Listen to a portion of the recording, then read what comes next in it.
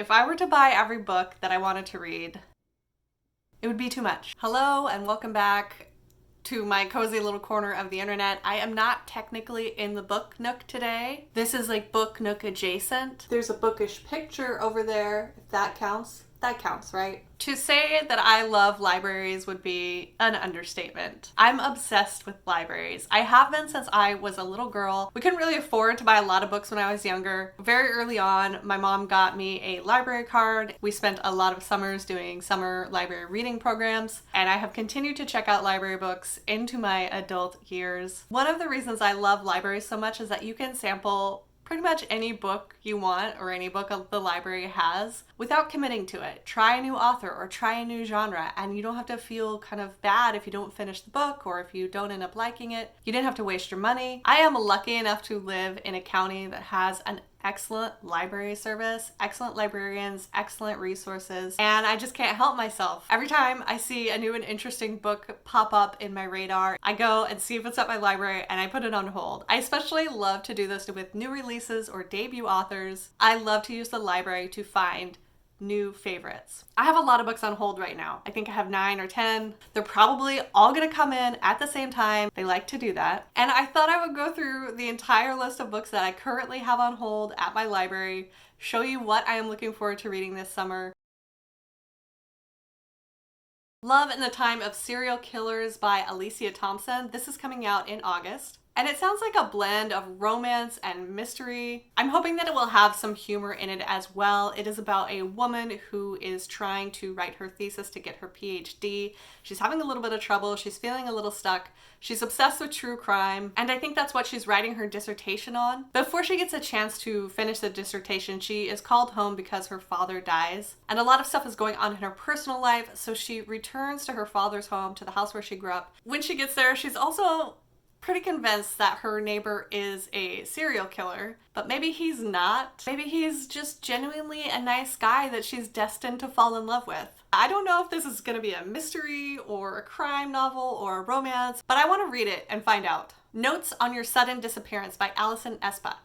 This came out in May, so it's a new release, but I haven't really heard very many people talking about it. I think I saw it posted once on Instagram, and I love this cover, and so I put it on hold at the library immediately. 1, for the cover, and 2, because it's a sister story, and I love sister stories. This is about 2 sisters, one whirlwind summer where the older sister falls in love with this hot lifeguard, and things kind of go wrong, and there's a separation between the 2 sisters. Something happens. Then the rest of the book, I think, takes course over 15 years. And like I said, it's a sister story, a summer story, a story about love and grief and missed connections. This one sounds like a lingering coming-of-age story, the kind that I usually really love, and so I'm hoping to find a new favorite with this one. Another release that came out in May is a cozy mystery, Magic, Lies, and Deadly Pies by Misha Pop, and this looks like it's going to be the start of a series about a woman who has the magical ability to bake pies that can avenge wronged women. Sounds like wicked fun. The line that's gonna hook you is,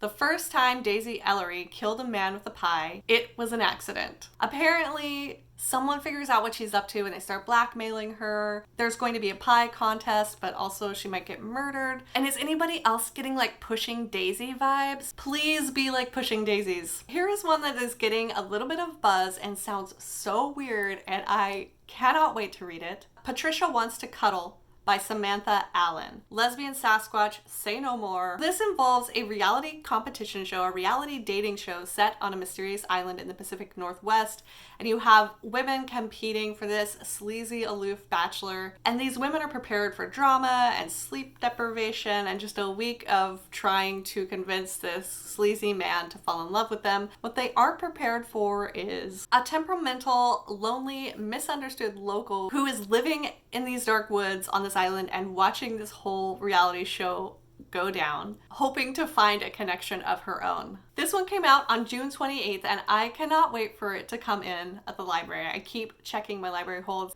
queer Sasquatch set in the Pacific Northwest, reality TV show, a little bit of romance, a little bit of fun. Doesn't this sound like the perfect weird summer read? I want to take it camping with me. Let me know if you think I should buy this one instead of waiting for it at the library. I have quite a few more romance novels, romantic comedies on hold at the library, but before I get into those, I want to talk about two other books, different genres.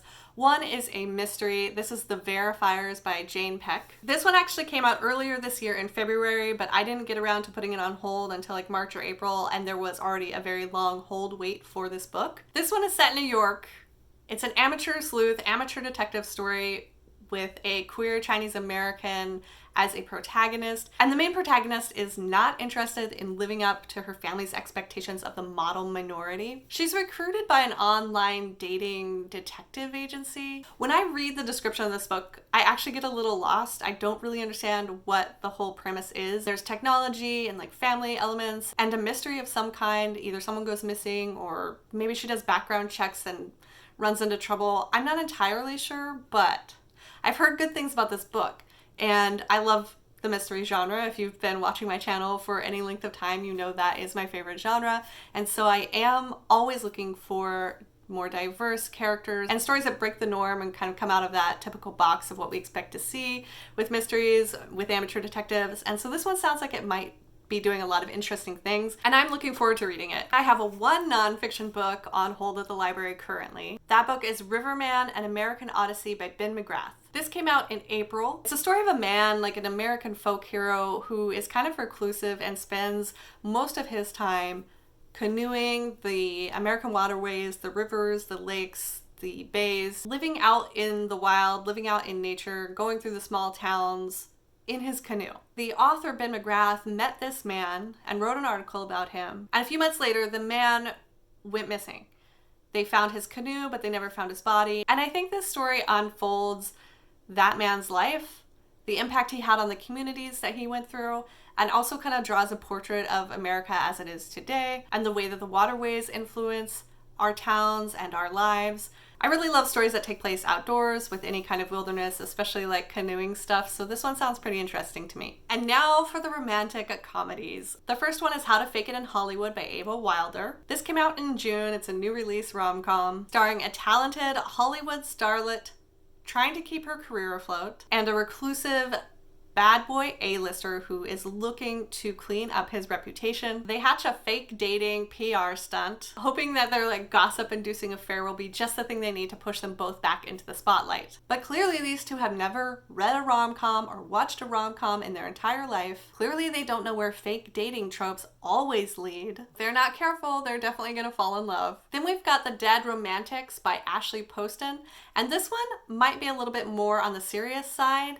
I am intrigued by the description of this book. This author has in the past written young adult novels, and this is her adult debut, and it features a woman who is a ghostwriter of romance novels. She is a prolific writer. Her life kind of starts to fall apart. She has a bad breakup and kind of stops believing in love, and I think finds it very difficult to keep writing these romance novels, but her editor has her on a tight deadline and says, hey, you need to finish this book or your career is done, which sounds like a mean editor to me. And in the midst of all this turmoil over the breakup, she gets a call that her father has passed and she needs to return home to help her family bury him. And this one I think has a little bit of a supernatural element, or is hinting towards it, because I think while she's at the funeral home helping bury her father, a ghost appears in the doorway, and the ghost apparently is her editor who had her on that tight deadline. And I don't know. The description doesn't say what happened to him. Obviously, I'm gonna have to read the book to find out. Then we've got one that sounds just fantastic. This is On Rotation by Shirlene Obuyobi. The description claims this book is for fans of Grey's Anatomy and 7 Days in June, both of which I loved. And so I hope this book will live up to the promise, but I'm trying not to come in with too many expectations. I think it's just better to let a book be what it's going to be rather than putting all these other things on top of it before you even start reading. This is a debut that came out in June, on June 21st. This features a Ghanaian American woman who is doing everything she can to fit into the perfect immigrant daughter mold. But then her seemingly perfect life starts to fall apart. Her boyfriend dumps her. She fails a big test. Even her best friend is starting to pull away. It seems like she's experiencing a quarter-life crisis. Enter a man that she should definitely not fall in love with.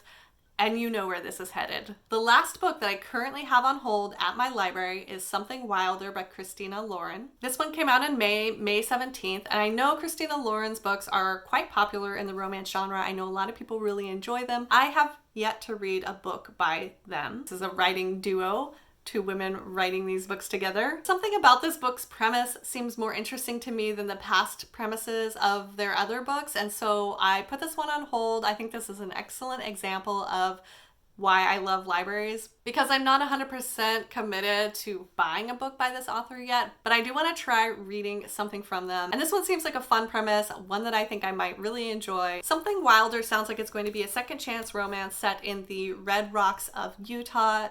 It involves a woman whose father was a notorious treasure hunter. He died before he struck it rich, but he left her all these cool maps, and she's kind of used that to start up a treasure hunting business. She gives tours of the area and takes tourists on treasure hunts. She's trying to save up enough money to buy back this land, this ranch that her father sold when she was younger, this place that has deep meaning to her. She's leading these treasure hunts, and then enter a man that she never thought she was going to see again, her first love, a man who broke her heart. And here he is, wanting her to lead him and a group of his idiot friends on a treasure hunt. So they hit the trails in search of treasure and something more. Love. Y'all, it's going to be love. They're going to find love out in that desert. I can assure you. Actually, I don't know. Maybe they won't find love. Maybe they'll just find rattlesnakes. After reading through that list, I'm even more excited about these books. I want to know what books you currently have on hold at your library. Thanks for watching. Stay cozy. I'll see you next time.